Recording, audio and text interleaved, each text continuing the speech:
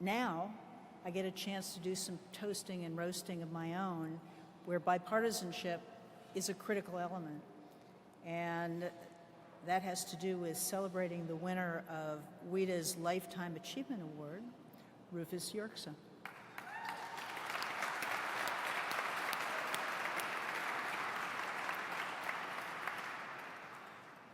Because Rufus embodies just about everything that Chairman Neal, Chairman Brady talked about. Rufus worked for organizations, well, just about every organization represented in this room tonight. And there are hundreds of Rufus Yerxa stories. Unfortunately, we don't have time to go through many of them this evening, but I'm going to try to pull out a couple of my favorites. His bio is available to you, so I'm not going to dwell on that. I think it is important to recognize that once upon a time, someone of talent and drive, like Rufus, could be the key trade counsel to the chairman of the Ways and Means Committee, Democrat Danny Rostenkowski. He could then become Deputy USTR for a Republican administration with a Republican in the White House, and then become the Deputy USTR with a Democrat in the White House. That's Rufus. That's also a comment about trade policy, but that is Rufus Yerxa. And that, I suggest, is cause for applause.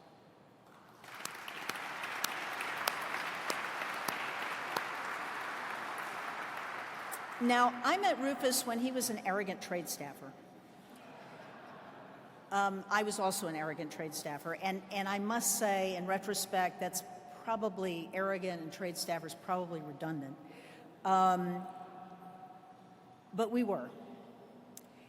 And I have to tell you that Rufus has a lot to be arrogant about.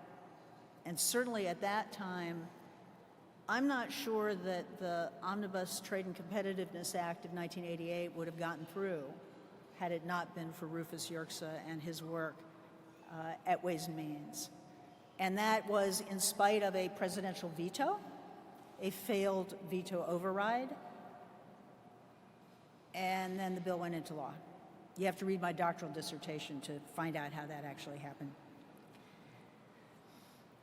A quick story about Rufus when he was Deputy USTR. Rufus in Geneva, the late, great Jules Katz, Assistant Secretary of State, used to talk on a regular basis. And from time to time, the secure phone system would go out. So they spoke in Pig Latin. Maria, did you hear that? You may want to make note of that one. In addition to Rufus's accomplishments as Deputy USTR in Geneva, Deputy USTR in Washington, and in his private sector roles, including as President of the National Foreign Trade Council, Rufus also served as Deputy Director General of the WTO. And here I also have to add a personal note of thanks, because I can tell you that Rufus not only survived Pascal Lamy, but he managed to keep at least 3 USTRs sane and keep them from flipping out during the course of the Doha round, for which I know all of us were grateful. But I'm out of time, and I would like to yield back what little time I have remaining to hear from Rufus Yerxa, and to have you join me in thanking him for the remarkable lifetime of achievement and service on behalf of our trade policy community. Ambassador Rufus Yerxa.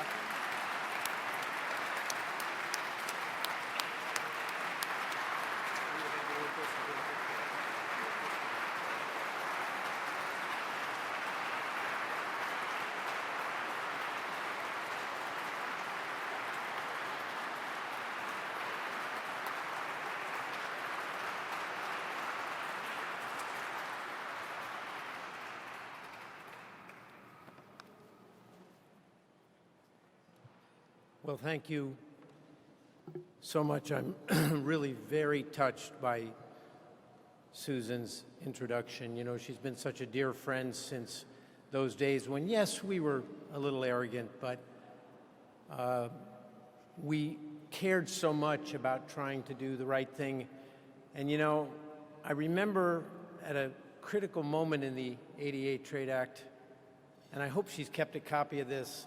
You know, in those days, we didn't have voicemail, we didn't have email, so you called over and left a message, and somebody wrote a message on a pad that said you were called by, and then the message. And Susan came back to her office and she saw a message that said, you were called by Rufus. And of course, the great thing about my name is I didn't have to tell her my last name, but the message was having a nervous breakdown. And I certainly had a lot of those and got a lot of help from people like Susan along the way. And so I want to thank her for her great friendship over the years, for her amazing service as USTR and in so many other capacities. And thank WITA for this, you know, this award. I'm obviously sort of touched and a little bit embarrassed by this recognition. I started thinking, okay, you want to give me a Lifetime Achievement Award. Maybe I ought to think about telling people what some of my achievements are. You know, spent 11 years in the WTO in Geneva, failed to deliver Doha round, spent 5 years as president of the National Foreign Trade Council, failed to stop trade wars. But, you know, I finally decided, okay, I haven't really fixed everything in trade, but then I thought for a minute and said, well, who has? So, okay, I'll accept this award, but I'd like to accept it on behalf of all of the hardworking careerists and professionals, not only in this room, but around the world, who have worked so hard with me over the years to try to bring into place a better trading system, a more open system, underpinned by the rule of law, something that I still believe is very much in the vital national interests of the United States. And I'd like to thank former Chairman Congressman Brady and Chairman Neal, Jackie Walorski and Susan Delbene, and all the others who have worked hard on this. You know, I just want to spend a moment because obviously I'm not going to make a big speech about policy to you. I'll leave that to some other unfortunate audience. But I will talk a little bit about the gratitude I have for all the people who helped me along my journey and in my career. You know, the great leaders and bosses I had, the mentors, the colleagues. I won't single any of them out except maybe one Susan mentioned. I served Chairman Rostenkowski on the Ways and Means Committee. What a great chairman he was, and of course, without his powerful patronage and support, I never could have gotten a job in Geneva. And I remember once I got confirmed, he held this nice event for me in the Ways and Means hearing room, and I was a little, you know, I was a little self-conscious about being appointed ambassador at the tender age of 37. Although I do like to point out, you know, Bob Lighthizer was a deputy USTR before me, so I'm not only was I not the youngest deputy ever confirmed, but I was only the second youngest redheaded deputy ever confirmed. So, but in any event, Rostenkowski had a really nice event for me. And I was a little self-conscious about would I have, you know, the stature and gravitas to be U.S. ambassador in Geneva. And in his own inimitable way, he introduced me to the crowd. He said, you know, I know some of you are thinking he looks a little young to be ambassador in Geneva, but I've got news for you. He's younger than he looks. And I thought, oh, thanks so much, boss. But, you know, he's up there somewhere, and I'm sure he's smiling down on me, and I'd like to thank him. But lots of others. I served two great USTRs, Carla Hills and Mickey Cantor, two directors general of the WTO, Pascal Lamy and Dr. Subachai.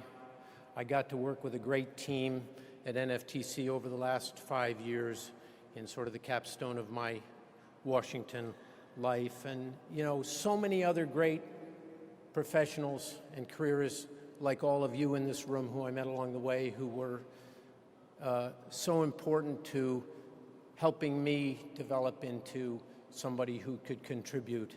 And your contribution to who I am and what I believe are so profound, and my gratitude is equally profound. I can't help but think of words of a poem my mother always loved from Tennyson: I am a part of all that I have met. And certainly for me, it will always be that way. It always felt in all those incarnations, at the Trade Subcommittee, at USTR, in Geneva, and here at NFTC, it always felt like family. And I certainly feel that way about it. But I don't want to dwell too much on the past, because I'm actually one of those people who likes to spend much more time on the future than the past. I don't buy these theories that, you know, if we could only go back to the way things in the past were, like that character in Midnight in Paris, it would be a better world. And I had a buddy up on the Hill who used to put it perfectly. He'd say, things aren't as good as they used to be, and furthermore, they never were. And, you know, I will say, I do believe that the future is what we ought to be thinking about. When I look out at this crowd, and I think of all of you, and I've gotten to know a lot of the new generation of leaders in the world of trade here in Washington, I think you're a remarkable generation. I think you've been through so much. When I just think about the last several years of, you know, how you've had to deal with all the political turmoil and economic disruptions, with something like a pandemic, and yet here you are, all thriving and ready to go at it. And I think that's so great, and I pay tribute to all of you. I'd just like to close by saying I got a couple of good pieces of advice from some of those mentors and colleagues I mentioned. One of them, and Susan knew him well, was a great man by the name of Bob Strauss, who was U.S. Trade Representative in the late 70s, among many other things. And I was lucky enough to be his law partner for 3 years, and I remember he gave me a really good piece of advice, which I'd like to pass on to all of you as you think about facing the daunting challenges. You know, you are a new generation, the torch is being passed, and you've got a lot of challenges and a lot of work to do. There are a lot of people hurting in this country, and we need to do the right thing to help bring the country back on a good track. And by the way, I want to mention to Chairman Neal and Congressman Brady and others, you know, I know you're working on legislation to do that. I know it's tough to find compromise, but it's so important to the well-being and the future of Americans to see us making progress on all of those things you're working on. So, you know, I do think about the new generation and the challenges you face. And so the advice Bob Strauss gave me, which I pass on to you, was pretty straightforward and pretty simple, but also pretty profound. He said, don't spend too much time comparing yourself to other people in this town. He said, just get up in the morning, put one foot in front of the other, try to walk as straight a line as you can, and stick to what you believe, and see where you wind up, and you'll do just fine. And I hope that all of you, like me, can follow that good advice. And thank you again, Ken. Thank you to WITA. Thank you to the dinner committee. And I wish you all the very best in the months and years to come.